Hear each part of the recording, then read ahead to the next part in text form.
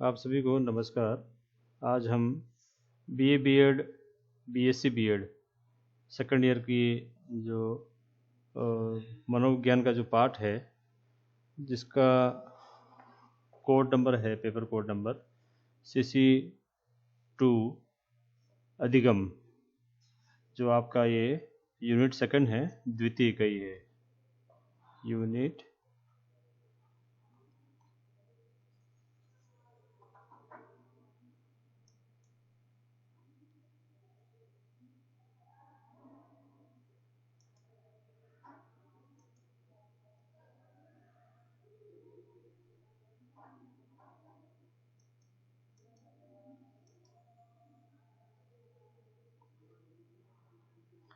Unit second है ना, learning, LEARNING। इसको हम हिंदी में अधिगम कहते हैं। सामान्य भाषा में इसे सीखना कहते हैं।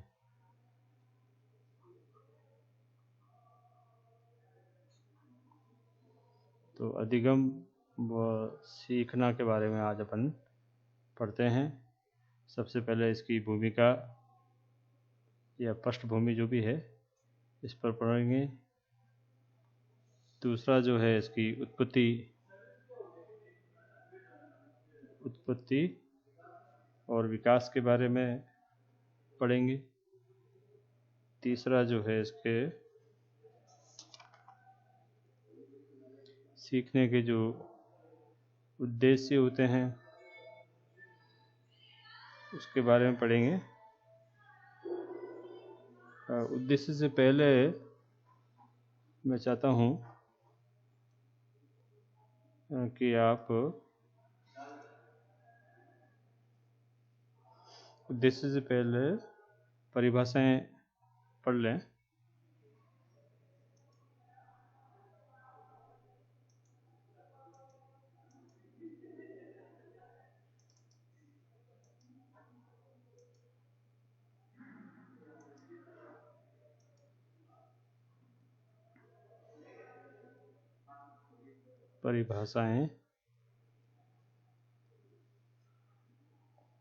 परिभाषाओं के साथ में हम विशेषताएं भी पढ़ेंगे।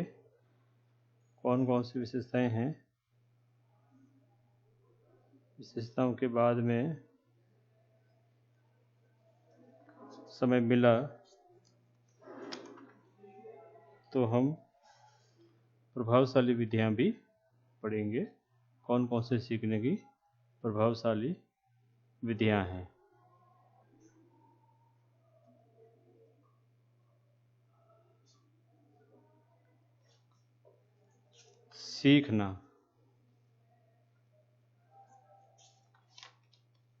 सीखने की जो प्रक्रिया है, वह जन्म से लेकर मृत्यु तक निरंतर चलती रहती है। प्राणी इस संसार में अनेक प्रकार की क्रियाएं करता है, जिन्हें दो भागों में बांटा गया है। अनेक प्रकार की क्रियाएं करता है, जिन्हें दो भागों में बांटते हैं। पहला है जन्मजात और दूसरा जो है अर्जित क्रियाएं।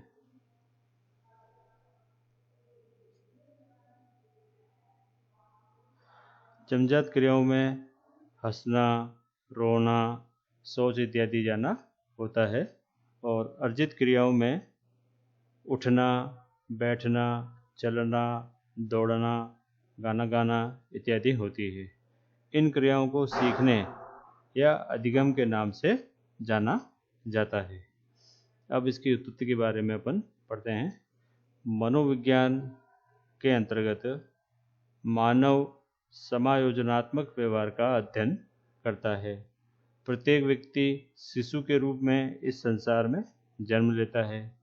तभी से वह किसी न किसी रूप में अपने वातावरण से समायोजन करना प्रारंभ कर देता है।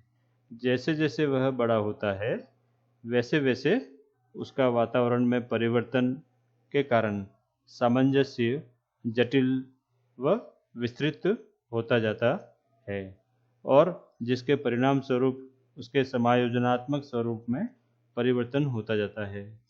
वातावरण से समायोजन करने के लिए उसे भौतिक, आर्थिक, सामाजिक व राजनीतिक वातावरण की व साथ ही साथ समस्त क्रियाएं जैसे उठने बैठने का तरीका, रहन सहन, रीति रिवाज व परंपराएं आदि को सीखना पड़ता है। और यदि वह इन क्रियाओं को कुशलतापूर्वक नहीं सीखता है तो वातावरण में अपने आप को ढालने में वह कठिनाई का सामना करता है। अतः समायोजन में सीखने का महत्वपूर्ण स्थान है। उपर्युक्त क्रिया या प्रतिक्रिया को अपनाने की प्रक्रिया को ही सीखना कहते हैं।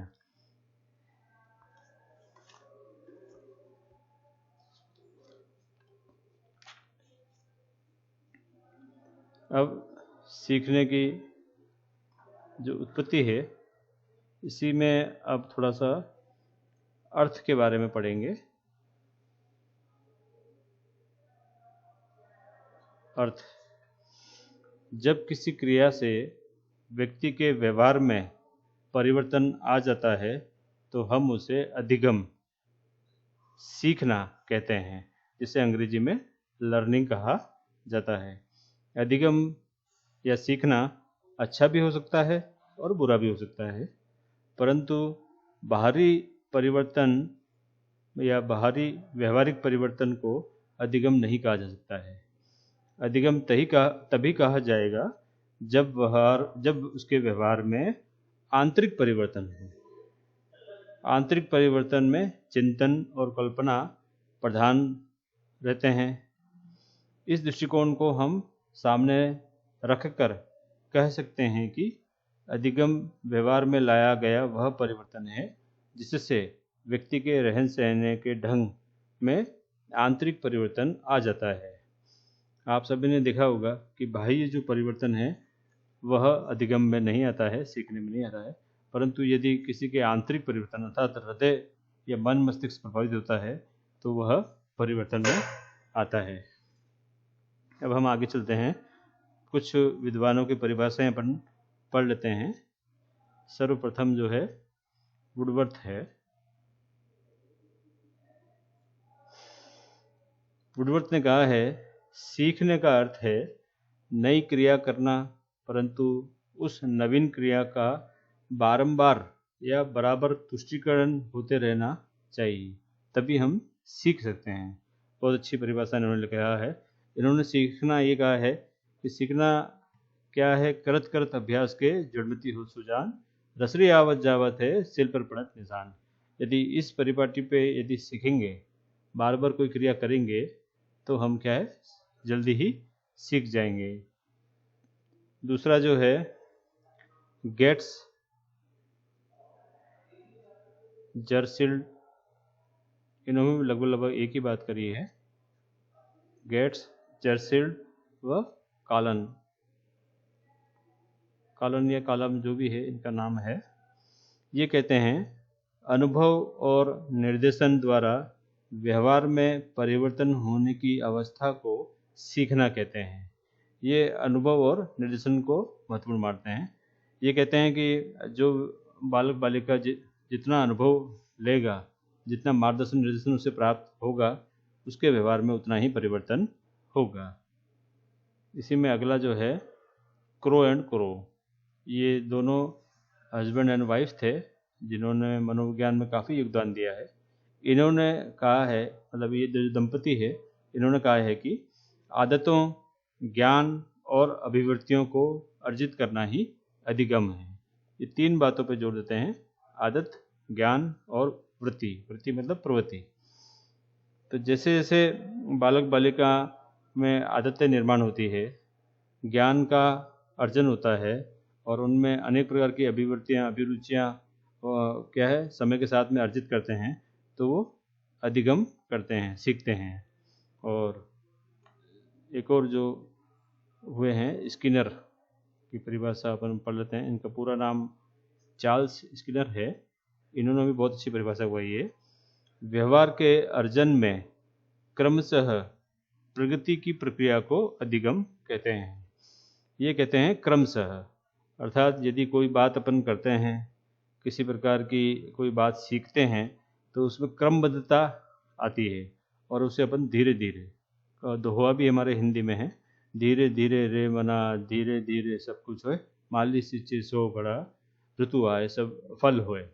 तो यहाँ पर भी स्किनर ये बात कहते हैं कि धीरे धीरे यदि उस बात को करते हैं तो उस बात को वह जल्दी ही सीख जाते हैं।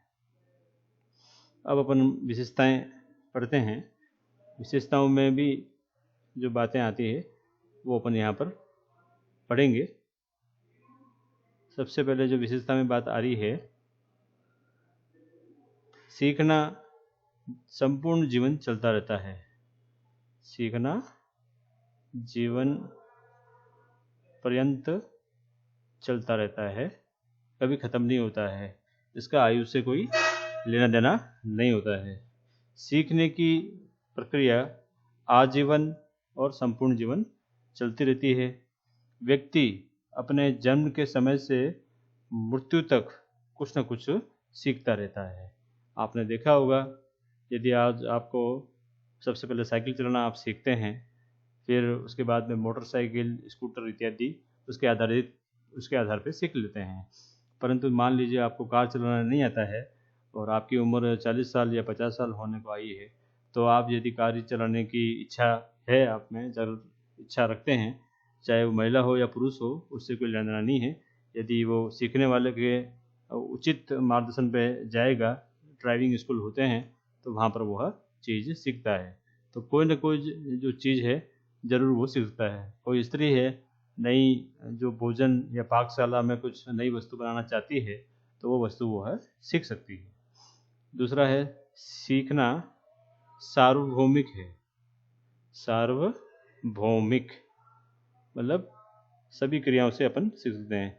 सीखने का गुण केवल मनुष्य में ही नहीं पाया जाता है, वस्तुतः संसार के सभी जीवधारी पशु, पक्षी और कीड़े मकोड़े भी सीखते हैं। आपने देखा होगा कि सीखने की जो प्रक्रिया है, केवल अपने में ही बुद्धि नहीं होती है। अधिक जो भगवान ने इस संसार को बनाया है, इस संसार में अनेक प्रकार के जीव जंतु विद्यमान रहते हैं, वे भी सीखते हैं। तो सीखना क्या है, सार्वभौमिक है। चींटी भी एक जब बालक बालिका के रूप में होती है और फिर बड़ी होती है, तो कुछ न कुछ सीखती ही रहती है। तो वो किस प्रकार सीखती है, इसके बारे में अपन ने भविष्य में अध्ययन करेंगे। परंतु यहाँ पर सीखना जो है सार्वभौमिक है। कीड़े मकोड़े और जीवधारी पशु पक्षी भी सीखते हैं। आपने देखा होगा ज्योग्राफी चैनल में, डॉल्फिन जो मछली है, उसे मानो बॉल, उसके जो मुख होता है, मुख चोंच के समान होती है, उसको वो सीखती है कि बॉल को किस प्रकार वो गोल घुमाती है। अगला जो है, सीखना विकास है। अर्थात यदि आप सीखते हैं तो आपका विकास संभव है। कैसे संभव है? व्यक्ति अपनी दैनिक क्रियाओं और अनुभवों के द्वारा कुछ न कुछ सीखता है। फलस्वरूप उसका शारीरिक और मानसिक विकास होता है। सीखने की इस विशेषता को पेस्थोलॉजी ने वृक्ष व फ्रॉबेल ने उपवन का उदाहरण देकर स्पष्ट किया था। तो पेस्थोलॉजी एक मनोवैज्ञानिक है, साथ ही साथ फ्रॉबेल भी बहुत बड़े मनोवैज्ञानिक है। ये कहते हैं कि विकास है, अर्थात रोज मानव कुछ न कुछ दैनिक क्रियाओं से कुछ न कुछ सीखता है। अब दैनिक क्रियाएं कौन कौन सी होती है? अब जैसे मान लीजिए आज आपने विश्राम सावधान करना सीखा, परंतु विश्राम सावधान में आपने प्रार्थना सभा में उसका सही वो नहीं सीखा, तो जब आप पैर उठा करके दूसरे पैर के ठीक सामने रखते हैं, तो कई बार बूट के वैसे वाले होते हैं, अगर आपने ठीक नहीं रखा तो आपकी एड़ी या दूसरे पैर पे जाके लगते हैं। तो उसका जो 45 डिग्री या 90 डिग्री जो एंगल होता है, उसको ध्यान में रखते हुए अपन सीखते हैं। तो विश्राम सावधान सीखते हैं। जब परेड अपन एनसीसी करते हैं या स्काउट्स एंड गाइड करते हैं और परेड आगे बढ़ती है, तो किस प्रकार वो आगे बढ़ती है, तो उसका अनुभव अपने को कुछ ना कुछ हमें सिखाता है। तो शारीरिक और मानसिक क्रिया दोनों ही वहाँ पर होती है। बहुत सी बातें जो होती है कमांड के अनुसार आपको कदम ताल रखने पड़ते हैं, वो उसमें आती है। तो क्या है, एक शारीरिक संचालन के साथ साथ में मानसिक विकास भी इसका और तारतम्यता भी बहुत आवश्यक है। सीखना परिवर्तनीय है ना, सीखना परिवर्तनीय है। अर्थात जब आप सीखते हैं तो उसमें छोटे से बड़े लेवल पे जब जाते हैं तो उसमें अनेक प्रकार के परिवर्तन संभव है। संशोधन होते हुए वो परिवर्तन समय के साथ में हमें अपनाने पड़ते हैं। व्यक्ति अपने और दूसरों के अनुभवों से सीखकर अपने व्यवहार, विचारों, इच्छाओं, भावनाओं आदि में परिवर्तन करता रहता है। दूसरों से भी वो कई बार प्रभावित होता है और उसे आइकॉन या आइडियल मान करके वह अपने व्यवहार में परिवर्तन करता है। सीखना उद्देश्यपूर्ण होता है ना। सीखना क्या होता है? उद्देश्यपूर्ण भी होता है।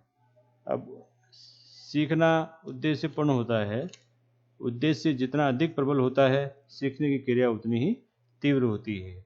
उद्देश्य के अभाव में सीखना असफल भी हो सकता है।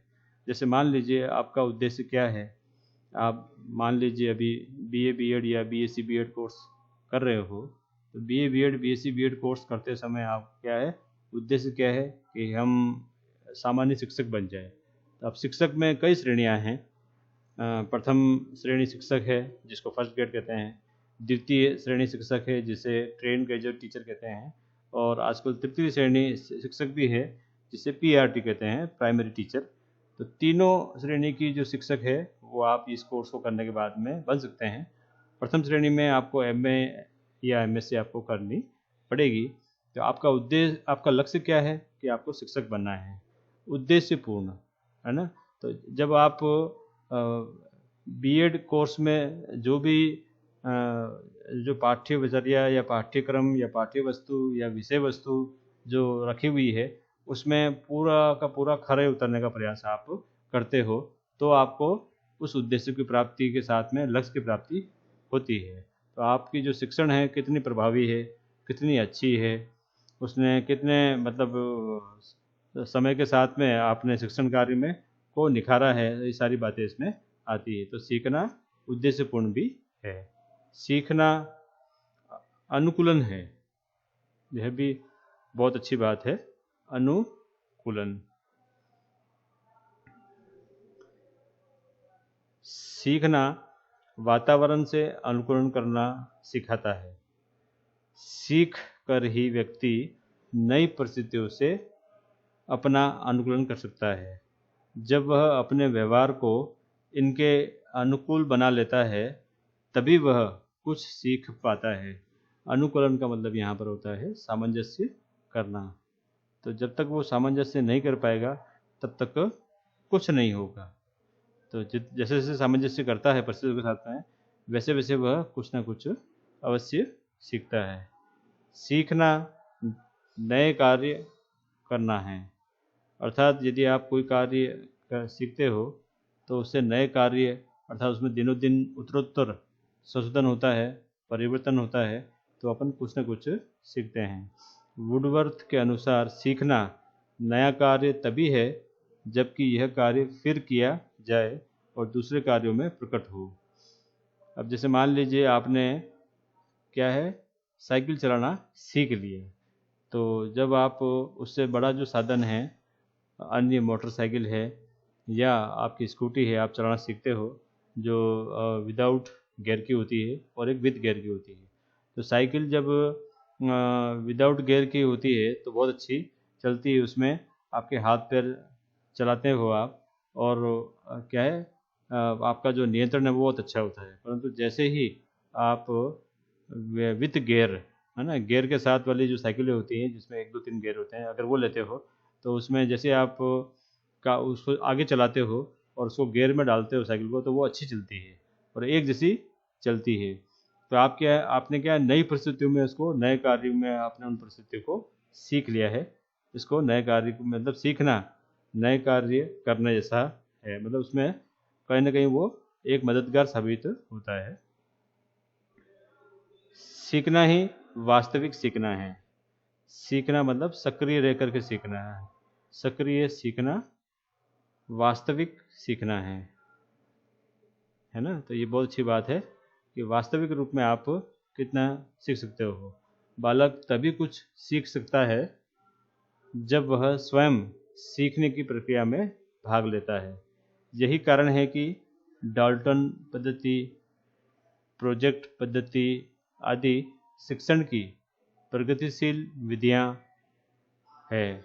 बालक की वो क्रियाशीलता पर बल देती है। ये सभी प्रगतिशील विधियां हैं जो बालक की क्या है, तीव्रता पर और क्रियाशीलता पर ध्यान देती है।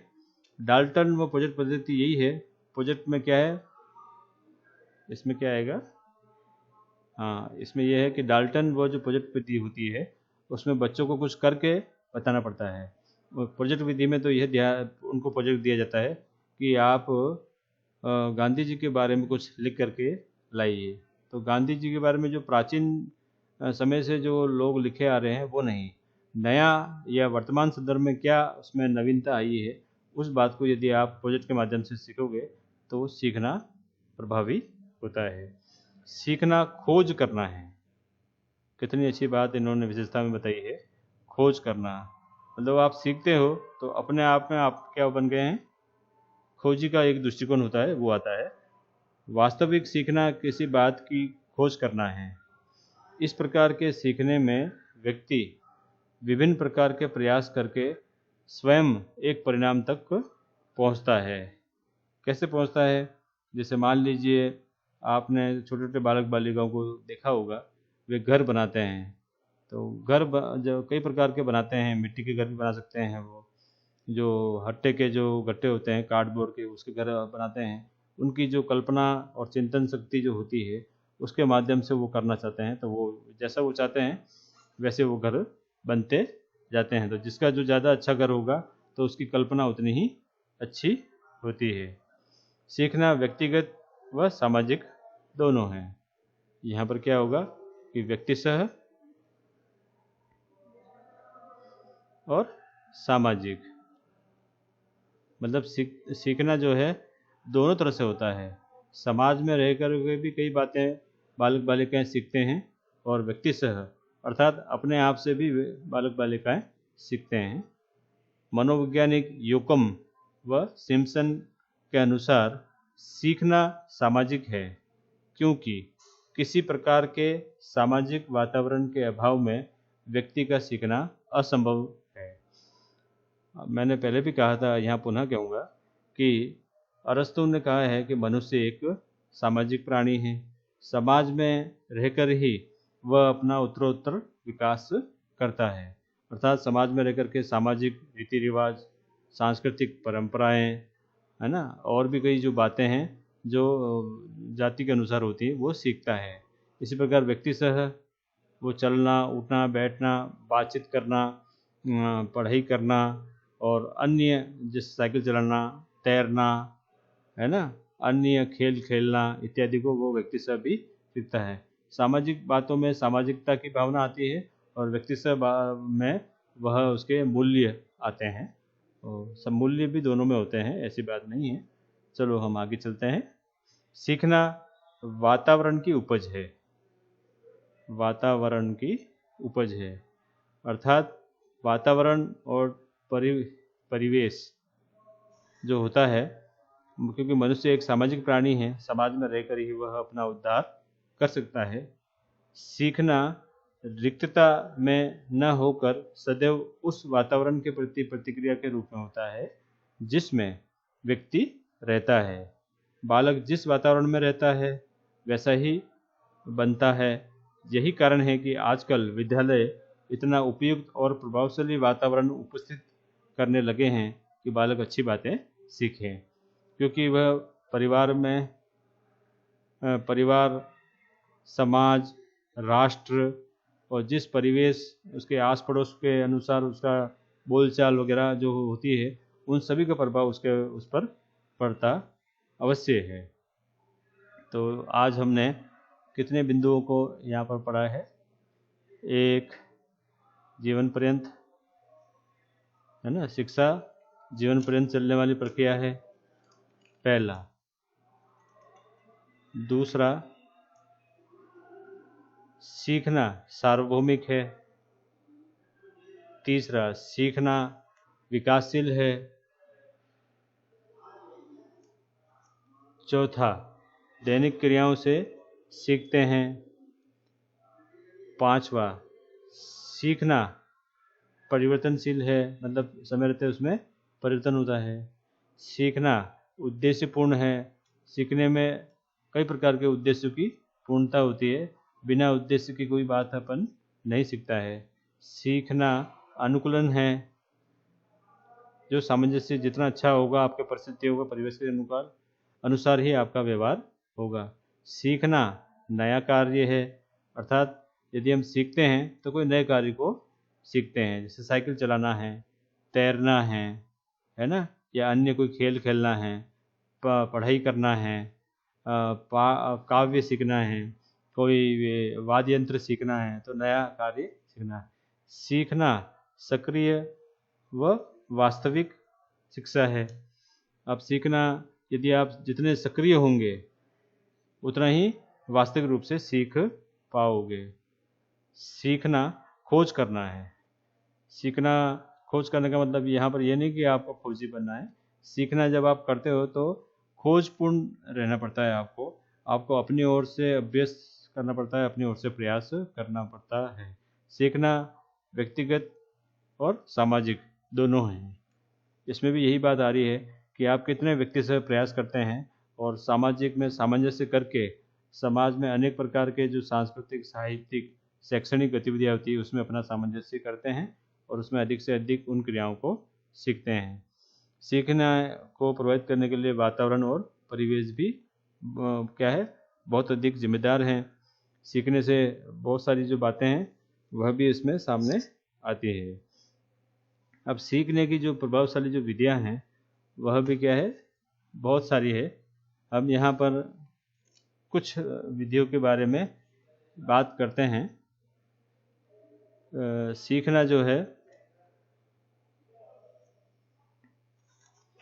सीखने की जो प्रभावशाली जो विधियां हैं उसके बारे में कुछ बात कर लेते हैं। चलिए, पहला जो है आपका करके सीखना, ये विधियों में आता है। प्रारंभिक विधियों में ये करके सीखना है। दूसरा जो है निरीक्षण करके सीखना।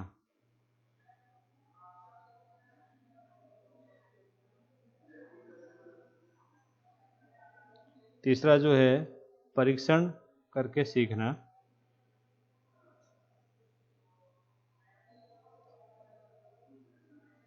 और चौथा जो है आपका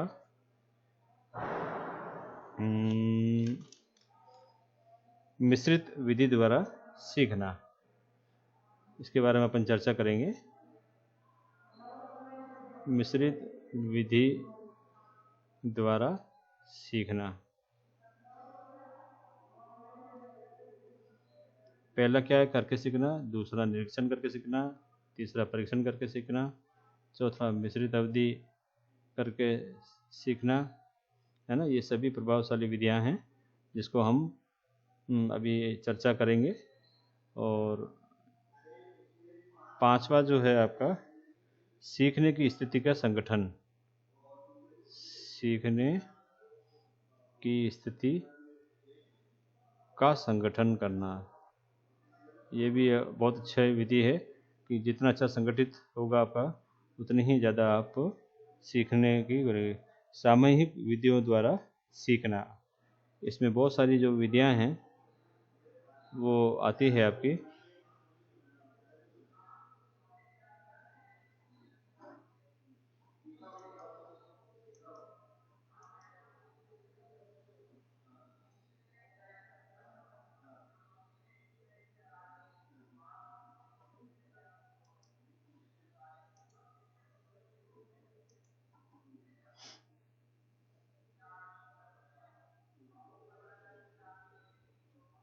सामूहिक विधियों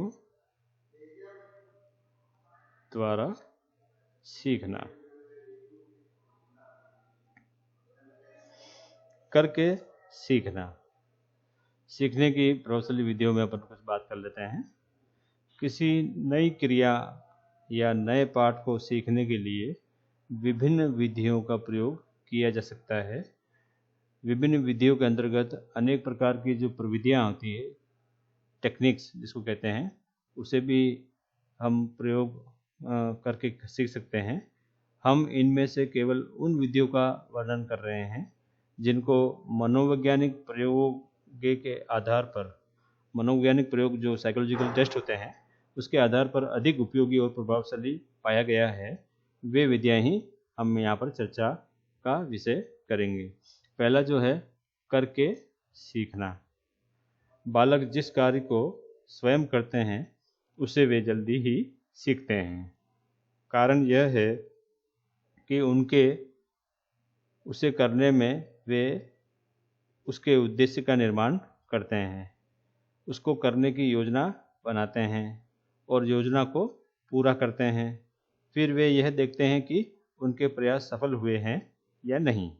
यदि नहीं है तो वे अपनी गलतियों को मालूम करके उनमें सुधार करने का प्रयास करते हैं और दोबारा प्रयत्न करते हैं। करके सीखना, जैसे मान लीजिए वो तैरते हैं तो सबसे पहले तैरने के क्या है, कम जो डुबाव क्षेत्र है वहाँ पर वो तैरने का प्रयास करते हैं।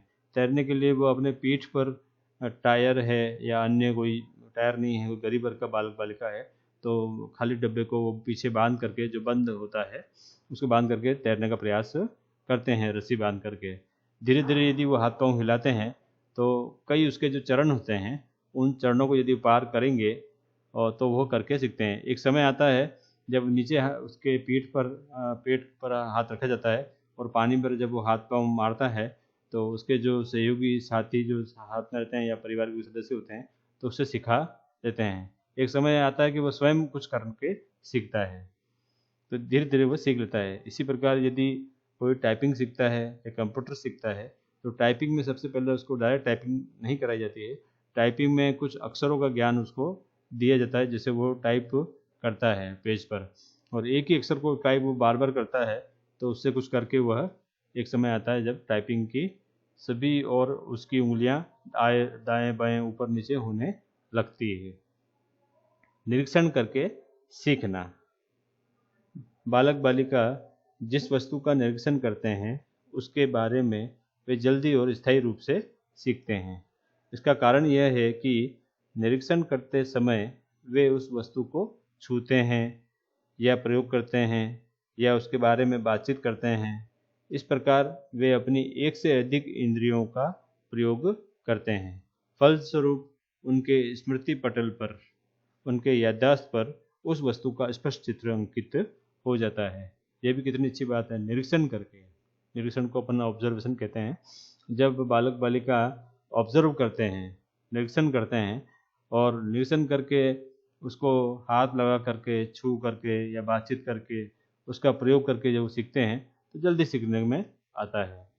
निरीक्षण में वो सूक्ष्म से सूक्ष्म बातों को भी वो देखते हैं कि मुझे कहाँ समस्या आएगी, मैं इस बात को कैसे करूँ तो मुझे अच्छा मिलेगा, वो सारी बातें आएगी। अगला जो है परीक्षण करके सीखना। ये भी बहुत अच्छी बात है। नई बातों की खोज करना एक प्रकार का सीखना है। नई बातों की खोज करना एक प्रकार का सीखना है। बालक इस खोज को परीक्षण द्वारा करता है। परीक्षण के बाद वह किसी निष्कर्ष पर पहुंचता है। इस प्रकार वह जिन बातों को सीखता है वे उसके ज्ञान का अभिन्न अंग हो जाती है। उदाहरण हम देख लेते हैं। वह इस बात का परीक्षण कर सकता है कि गर्मी का ठोस और तरल पदार्थों पर क्या प्रभाव पड़ता है। वह इस बात को पुस्तक में पढ़कर भी सीख सकता है, पर यह सीखना उतना महत्वपूर्ण नहीं होता है जितना कि स्वयं परीक्षण करके। अब गर्मी का ठोस और तरल पदार्थ, जैसे मान लीजिए उसको गर्मी का अपन को उदाहरण देते हैं। अभी इन दिनों बर्फ़, ठंड का जो दिन है, बर्फ़ हो रही है, तो बर्फ़ को सूर्य की रोशनी में रखो तो किस प्रकार वह पिघलेगी। इसी प्रकार मोमबत्ती का उदाहरण देते हैं कि मोमबत्ती जब हवा नहीं मिलती है और मोमबत्ती के ऊपर, मेज़ के ऊपर मोमबत्ती जलाइए और उसको गिलास के अंदर बंद कर दीजिए, तो यदि उसको हवा का मतलब ऑक्सीजन नहीं मिलेगी तो वह मोमबत्ती नहीं जलेगी। तो उसमें परीक्षण करके जितना वो जल्दी सीखता है, किताब से उतना सीख तो सकता है, परंतु परीक्षण करके वो ज्ञान जल्दी ही सीखता है और वह स्थायी भी हो जाता है। आगे हम पढ़ेंगे मिश्रित विधि। इसमें सभी प्रकार की जो विधियां हैं वो आ जाती है। तो मिश्रित विधि द्वारा सीखना। सिखाने की दो विधियां हैं मिश्रित विधि के अंतर्गत, पूर्ण और आंशिक, है ना, पूर्ण और आंशिक।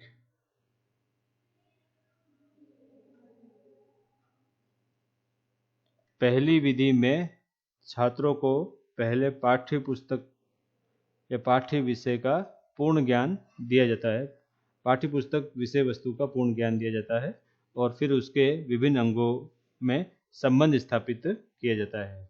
दूसरी विधि में जो अपन बात करेंगे, पाठ्य विषय को खंडों में विभाजित किया जाता है। इन दोनों विषयों को या दोनों विधाओं को मिलाकर सीखने की प्रक्रिया को मिश्रित विधि कहते हैं। एक में तो पूर्ण, अर्थात पहले पूरे पाठ का ज्ञान दिया जाता है, उसके बाद में उसके अंगों का ज्ञान दिया जाता है। मिश्रित विधि व्याकरण में चलती है। व्याकरण में क्या करते हैं, पहले कोई भी बात को पूर्णतः बताया जाता है, फिर उसको विभाजित करके फिर बताया जाता है ना। तो जैसे मान लीजिए पहले कोई एक शब्द लिखा जाता है, न रे स, है ना, फिर उसमें जो भी जैसे शब्द को शब्द विच्छेद कीजिए तो नर धन इस, है ना, तो नर में जो ईश्वर का इसका जो प्राप्त है उसे नरेश कहते हैं, तो ये आता है। इसी प्रकार जब आंशिक की बात करते हैं तो इसमें खंडों में विभाजित करते हैं। खंडों में मतलब उसको भाग में बांट करके पढ़ाया जाता है। ये भी बहुत अच्छी विधि है। इन दोनों को साथ साथ में चलाते हैं तो उसे मिश्रित विधि कहते हैं। सीखने की स्थिति का संगठन, है ना, सीखने की कार्य को सरल व सफल बनाने के लिए सबसे अधिक आवश्यकता सीखने की स्थिति का संगठन करना है, कि कैसे वो सीखने की स्थिति को संगठित करता है। यह तभी संभव हो सकता है जब विद्यालय का निर्माण इस प्रकार किया जाए कि उसमें सीखने की सभी क्रियाएं उपलब्ध हो और सिखाने की सभी विधियों का प्रयोग किया जाए। स्थिति का संगठन मतलब जब आप सीखने जा रहे हो तो सभी वस्तुएं आपके साथ में होनी चाहिए। जैसे मान लीजिए अपन कोई विज्ञान में प्रयोग करना बता रहे हैं कि किस प्रकार कहते ना कि मोमबत्ती बिना ऑक्सीजन के बुझती है। तो मेज पर आपको मेज चाहिए, मेज के ऊपर आपको ग्लास चाहिए, एक मोमबत्ती चाहिए, माचिस चाहिए, जिससे वो मोमबत्ती जल सके। प्रयोग के लिए कहते हैं ना सभी ओर से प्रयोगशाला चाहिए, या प्रयोगशाला नहीं है तो ऐसा कोई हॉल चाहिए जिसमें सभी छात्र छात्राएं इसको अच्छी तरह से देख सके। तो स्थिति का संगठन बहुत जरूरी होता है।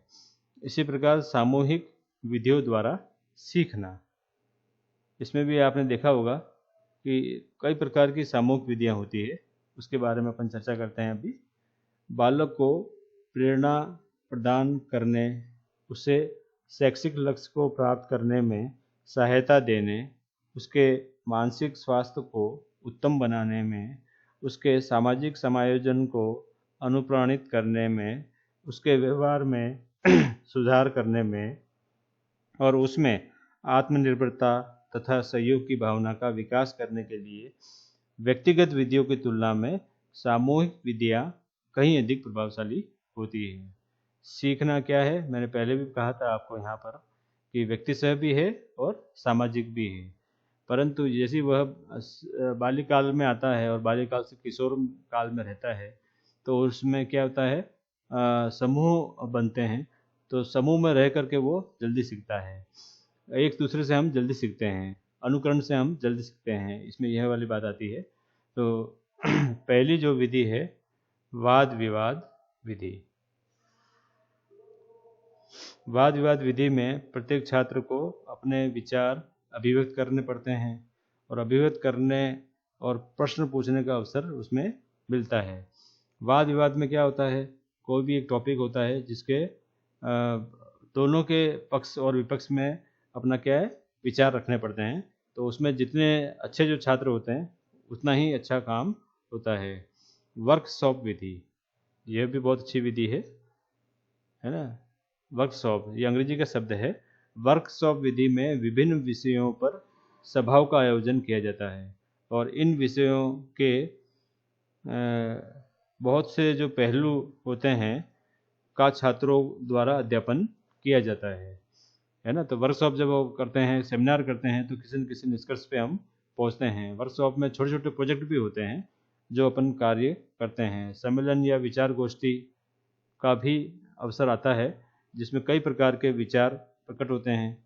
सम्मेलन व विचार गोष्ठियों की विधियों में से किसी विशेष विषय पर छात्रों द्वारा विचार विनिमय होता है। जब विचार विनिमय होता है तो अनेक प्रकार के जब विचार आते हैं तो अंत में निष्कर्ष जो निकलता है, सार जो निकलता है, वो सभी के समक्ष रखा जाता है। और प्रोजेक्ट जो लास्ट आपकी है, प्रोजेक्ट विधि, डाल्टन विधि और बेसिक विधि, ये तीनों ही लगभग लगभग एक ही है। बेसिक विधि में जिसको कहते हैं बुनियादी शिक्षा, ये महात्मा गांधी द्वारा दी हुई है। डाल्टन में बहुत सारे बड़े वैज्ञानिक हैं जो साइंस में उपयोग में आती है। और प्रोजेक्ट विधि में किसी एक विषय को दिया जाता है और उस विषय पर छोटे छोटे पर बात करी जाती है। तो आज हमने क्या पढ़ा है? लर्निंग अधिगम के अंतर्गत हमने भूमिका पढ़ी है, उत्पत्ति पढ़ी है, परिभाषाओं पर दृष्टिपात किया है।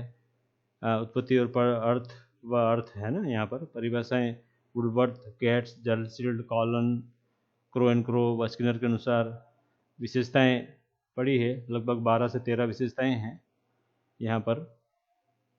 और अंत में प्रभावशाली जो विधियां हैं अधिगम की वो पढ़ी है, जिसमें कुछ करके सीखना, निरीक्षण करके या पर्यवेक्षण करके सीखना, परीक्षण करके सीखना, मिश्रित विधि द्वारा सीखना जिसमें पूर्ण व आंशिक विधि भी प्रविधि भी समाहित है, सीखने की स्थिति का संगठन करना। ये बहुत इंपॉर्टेंट है कि भाई आप जब सीख रहे हैं या कोई ऐसी चीज़ सीख रहे हैं जिसकी कहते हैं वस्तु अगर अभाव होगा, वस्तुओं का अभाव होगा, तो आप सीख नहीं सकेंगे। सामूहिक द्वारा सीखना, सामूहिक, जब बालक बालिका समूह में रहते हैं तो वे क्या करते हैं, समूह के माध्यम से सीखते हैं। तो जब एक समूह रूप से जब वाद विवाद किया जाता है तो इसमें पक्ष विपक्ष दोनों ही रखे जाते हैं। तो पक्ष विपक्ष में अपने अपने विचार जो प्रस्तुत करते हैं या प्रस्तुत करता है, तो वो दोनों ही करता करती रखते हैं और विषय की जो गंभीरता है उसको अपन समझते हैं। वर्कशॉप के अनुसार भी विचार विनिमय का बहुत बड़ा अच्छा साधन है कि किस प्रकार विचार का विनिमय होता है ना। तो विचार विनिमय के माध्यम से कुछ ना कुछ निकल करके आता है। बड़े बड़े सम्मेलन होते हैं, सेमिनार होते हैं। सेमिनार में भी अनेक बिंदुओं पर क्या विचारों पर दृष्टिपात करते हैं। वो जो विचार जो होते हैं वो कहीं ना कहीं जा करके निष्कर्ष पे पहुंचते हैं और जो सार जो निकलता है उस सार पे हमको क्या करना पड़ता है, कार्य करना पड़ता है कि भाई अगर हम ऐसा करेंगे तो ये सार हमारे पास में आया निकल करके आएगा। इसी में जो प्रोजेक्ट विधि है, जो आजकल केंद्रीय विद्यालय, नवोदय विद्यालय और अच्छे विद्यालयों में प्रोजेक्ट विधि बच्चों को देते हैं, छोटे छोटे प्रोजेक्ट, डाल्टन विधि और बेसिक बुनियादी शिक्षा जिसको कहते हैं, ये भी बहुत अच्छी विधि है। और इसके माध्यम से भी कई प्रकार का जो सीखना है वो काबिल हो रहा है। बेसिक व बुनियादी शिक्षा शिशुअवस्था और बालिग अवस्था में होती है। उससे थोड़ा सा अपन जाते हैं तो डाल्टन व थोड़ा सा ऊपर जाते हैं, जैसे 8वीं से 10वीं, तो उसमें प्रोजेक्ट विधि या डाल्टन विधि काम करती है। उसमें प्रोजेक्ट विधि में छोटे छोटे प्रोजेक्ट होते हैं जो बच्चों को दिए जाते हैं। उसमें बच्चे क्या करते हैं, संकलन करते हैं। जैसे मान लीजिए वर्तमान में कौन कौन से मुहावरे आए हैं, तो वो प्रोजेक्ट हिंदी में प्रोजेक्ट के माध्यम से मुहावरों का जब संकलन करते हैं तो उन्हें मुहावरों का ज्ञान हो जाता है। ऐसे बहुत सारी विषय की प्रकृति के अनुसार प्रोजेक्ट डाल्टन व बेसिक विद्याओं की बात अपन कर सकते हैं और समय रहते अपन इसकी बात और अच्छा करेंगे। मैं यहाँ पर अपना समाप्त करता हूँ। धन्यवाद।